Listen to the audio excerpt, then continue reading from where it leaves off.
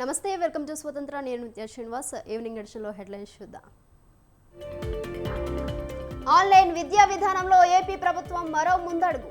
ఎడెక్స్తో రాష్ట్ర ప్రభుత్వం ఒప్పందం. ప్రతిపక్షం అడగక ముందే కులగణన తీర్మానం పెట్టాం.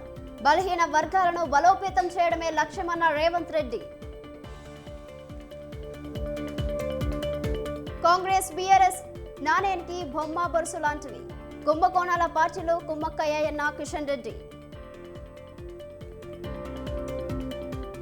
ఉండవల్లిలోని చంద్రబాబు నివాసంలో రాజశ్యామల యాగం. 3 రోజుల పాటు జరగనున్న యాగం.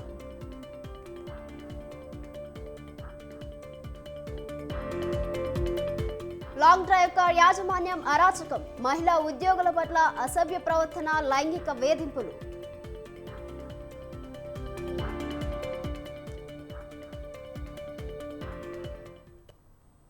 కులగణనపై తీర్మానం కాదు, చట్టం చేయాలన్నారు ఎమ్మెల్యే గంగుల కమలాకర్. బీసీ కులగణన చేస్తే బీసీ కులాలే నష్టపోతాయన్నారు. న్యాయపరమైన చిక్కులు రాకుండా కులగణన చట్టం చేయాలన్నారు. కేంద్రం పరిధిలోని అంశంపై రాష్ట్రం ఎలా చట్టం చేస్తుందన్న గంగుల, రిజర్వేషన్లు 50% మించిపోతే ఏం చేస్తారని ప్రశ్నించారు.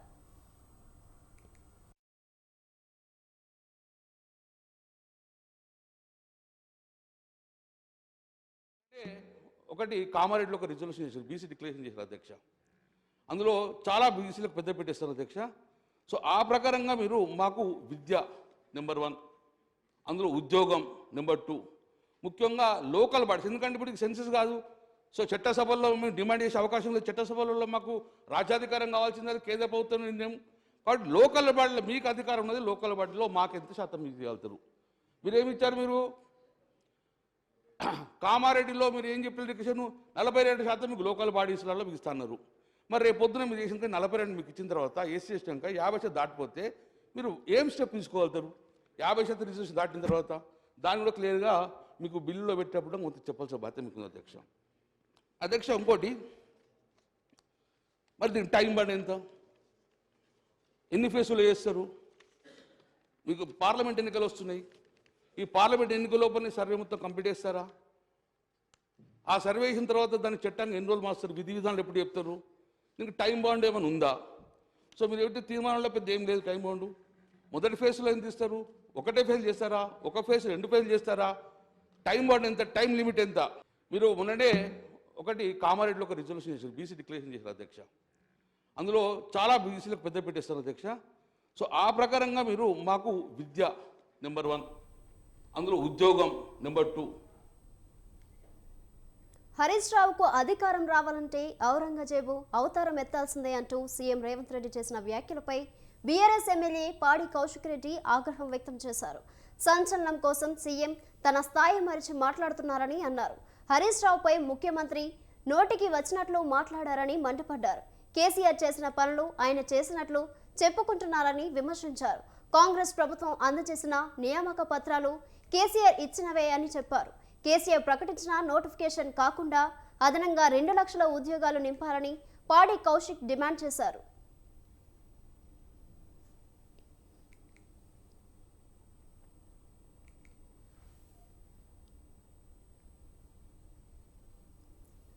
సవాల్ విసిరింది ఎవరు? హరీష్ రావు గారికి సవాల్ విసిరింది ఎవరు?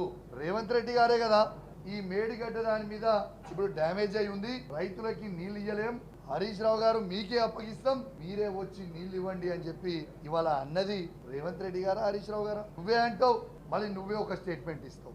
ఎస్, హరీష్ రావు గారు ఏమన్నారు? రేవంత్ రెడ్డి గారు మీకు చేత కాకపోతే ముఖ్యమంత్రి పదవికి రాజీనామా చేయండి, నేను చేసి చూపిస్తానన్నారు రేవంత్ రెడ్డి గారు. మీరు విసిరిన సవాల్ని హరీష్ రావు గారు యాక్సెప్ట్ చేసిండు. దాన్ని వక్రీకరించి ఔరంగజేబ్ అని ఏదో అని మాట్లాడుతూ ఉన్నారు. మేము బీఆర్ఎస్ పార్టీగా మీరు నిండుగా 5 ఏళ్లు పనిచేయాలని మనస్ఫూర్తిగా మేము కోరుకుంటా ఉన్నాం. మేము ఎవరేం చేయాల్సిన అవసరం లేదు. మీ పార్టీలనే చాలా మంది ఔరంగజేబులు ఉన్నారు. మీ పార్టీ నాయకులే మీ దాంట్లో ఉన్నోళ్ళకే ఎవరికి నీ మీద నమ్మకం లేకుంటున్నది. మీ అహంకారమైన మాటలకి ఖచ్చితంగా మీ మంత్రులు, మీ ఎమ్మెల్యేలు మీకు రివర్స్ అయ్యే రోజు ఖచ్చితంగా. కాంగ్రెస్ పార్టీలో సీఎం అంటే పొసకటం లేదన్నారు. పార్టీలోనే ఔరంగజేబులు ఉన్నారని, కాంగ్రెస్లో ఏక్నాథ్ షిండే అయ్యేదే రేవంత్ రెడ్డి అంటూ కామెంట్ చేశారు. పార్లమెంట్ ఎన్నికలు అయిన వెంటనే 6 నెలల్లోపు జైలుకు వెళ్లేది రేవంత్ రెడ్డి అని జోస్యం చెప్పారు. రేవంత్ రెడ్డి పట్ల కాంగ్రెస్ ఎమ్మెల్యేలు, మంత్రులు జాగ్రత్తగా ఉండాలని ఎమ్మెల్యే పాడి కౌశిక్ రెడ్డి హెచ్చరించారు. మీరు నిండుగా 5 ఏళ్లు పనిచేయాలని మనస్ఫూర్తిగా మేము కోరుకుంటా ఉన్నాం. మేము ఎవరు ఏం చేయాల్సిన అవసరం లేదు. మీ పార్టీలనే చాలామంది ఔరంగజేబులు ఉన్నారు. మీ పార్టీ నాయకులే మీ దాంట్లో ఉన్నోళ్ళకే ఎవరికి నీ మీద నమ్మకం లేకుంటున్నది. నీ అహంకారమైన మాటలకి ఖచ్చితంగా మీ మంత్రులు, మీ ఎమ్మెల్యేలు మీకు రివర్స్ అయ్యే రోజు ఖచ్చితంగా వస్తుంది. మంత్రులు, ఎమ్మెల్యేలే కాకుండా మీ క్యాడర్ కూడా నీకు రివర్స్ అయ్యే రోజు వస్తుంది. తస్మాత్ జాగ్రత్త అని చెప్పి హెచ్చరిస్తా ఉన్నాను. అసలు మీకు ఇవాళ నేను సంచలనమైన న్యూస్ చెప్తా. అసలు కాంగ్రెస్ పార్టీలో ఏక్నాథ్ షిండే అయ్యేదే ఈ రేవంత్ రెడ్డి గారు. ఎందుకంటే ఇలా ఓట్ నోట్ కేసు అనేది ట్రయల్కి వచ్చేసింది. అన్ని విధాలుగా ఎవిడెన్స్ ప్రూవ్ అయిపోయింది. 3-4 నెలలు ఆంధ్రప్రదేశ్లో వాలంటీర్ల వ్యవస్థ వైసీపీ సొంత సైన్యంగా కనిపిస్తుందని జనసేన నాయకుడు గాదే వెంకటేశ్వరరావు వ్యాఖ్యానించారు. గుంటూరులో మీడియాలో మాట్లాడుతూ వాలంటీర్ల వ్యవస్థ ఒక అసాంఘిక వ్యవస్థగా ఉందని, తమ నాయకుడు అంటే కేసులు పెట్టించారని ఆరోపించారు. అసలు ప్రభుత్వానికి సంబంధం లేకుండా 2,60,000 మంది సైన్యాన్ని ఏర్పాటు చేశామన్నారని ఆరోపించారు. ప్రజాధనంతో వైసీపీ ప్రైవేట్ సైన్యం తయారు చేశారా అని ప్రశ్నించారు. 5,000 మందిని గుర్తించారని, వారు మాత్రమే సరిగా పనిచేస్తున్నారా అని వెంకటేశ్వరరావు ప్రశ్నించారు. వారి కోసం వందల కోట్ల రూపాయల ప్రజాధనం ఖర్చు చేస్తున్నారని గాదే వెంకటేశ్వరరావు ఆరోపించారు. కానీ ఆ వాలంటీర్ వ్యవస్థ అనేది పూర్తిగా నా పార్టీ కార్యకర్తలతో నా సైన్యము, నా ప్రైవేట్ సైన్యము అని చెప్పకనే నేనంతా కూడా చెప్పాడు కదా. మరి వీళ్ళందరూ ఈ రాష్ట్రానికి అవసరమా? వీళ్ళకేదో మళ్ళీ పేర్లు, వజ్రాలు కొంతమంది అంట, రత్నాలు కొంతమంది అంట.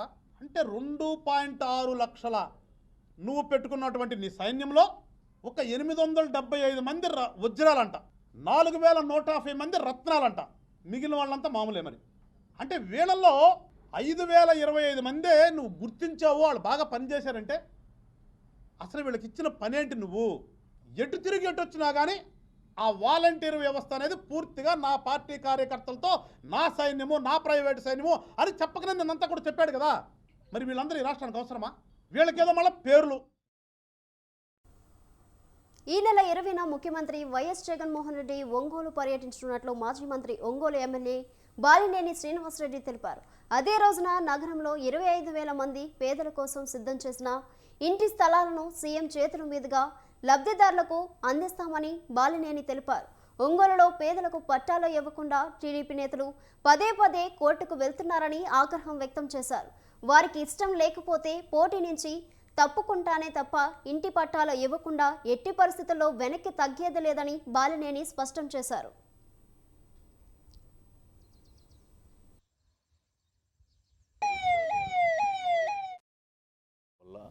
అక్కడ ఎక్వైర్ చేయడం జరిగింది.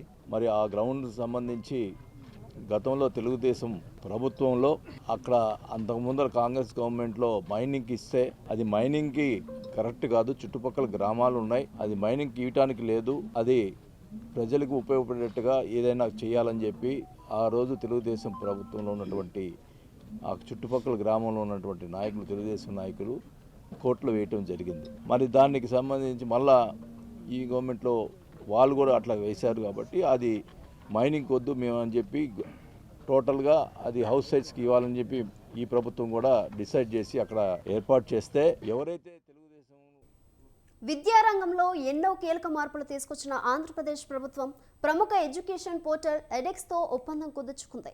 సీఎం వైఎస్ జగన్మోహన్ రెడ్డి సమక్షంలో ఏపీ ప్రభుత్వ అధికారులు, ఎడెక్స్ ప్రతినిధులు ఎంఓయూపై సంతకాలు చేశారు. ఈ సందర్భంగా సీఎం వైఎస్ జగన్ మాట్లాడుతూ ఆంధ్రప్రదేశ్ చదువుల చరిత్రలో ఇదొక సువర్ణ అధ్యాయంగా నిలిచిపోతుందన్నారు. రైట్ టు ఎడ్యుకేషన్ అన్నది పాత నినాదం, నాణ్యమైన విద్య అన్నది హక్కు, ఇది కొత్త నినాదం అన్నారు. నాణ్యమైన విద్యను అందించడంలో మనం వెనుకబడితే మిగతా వాళ్ళు మనల్ని దాటి ముందుకు వెళ్ళిపోతున్నారు. మన పిల్లలు మెరుగైన ఉద్యోగాలు సాధించాలంటే నాణ్యమైన విద్య ద్వారానే సాధ్యమన్నారు. పరిస్థితి అవకాశం అనేది మెరుగవుతుంది. ఈ రోజు మనం వేసే ప్రతి అడుగు కూడా ఇది స్టార్టింగ్ పాయింట్ అవుతుంది. ఈ విత్తనం పెద్దదై చెట్టై ప్రతిఫలాలు వచ్చేసరికి బహుశా 5 ఏళ్ళు పట్టొచ్చు, బహుశా 4 ఏళ్ళు పట్టొచ్చు. బట్ ఎక్కడో ఒక చోట అది స్టార్టింగ్ పాయింట్ కావాలి. హైయర్ ఎడ్యుకేషన్ లో ఈ రోజు మనం వేసే అడుగులు బహుశా రిజల్ట్ రావడానికి ఇంకొక 4-5 ఏళ్ళు పట్టొచ్చేమో. బై ద టైం మన పిల్లలు గ్రాడ్యుయేషన్ కోర్స్ పాస్ అయిపోయి సర్టిఫికెట్లు చేతులు పట్టుకొని ఉద్యోగాల కోసం అడుగులు ముందుకేసే సమయానికల్లా మనం వేసిన ప్రతి అడుగు కూడా చిన్న పిల్లల దగ్గర నుంచి 1వ తరగతి పిల్లల దగ్గర నుంచి ఆ వయసులో ఉన్న ఆ పిల్లల దగ్గర నుంచి మన ప్రైమరీ ఎడ్యుకేషన్ స్థాయి నుంచి అక్కడి నుంచి పూర్తిగా సమూలంగా మార్చే కార్యక్రమాలు చేస్తాం. ఇవి ఈవినింగ్ డీటెయిల్స్. కీప్ వాచింగ్ స్వతంత్ర.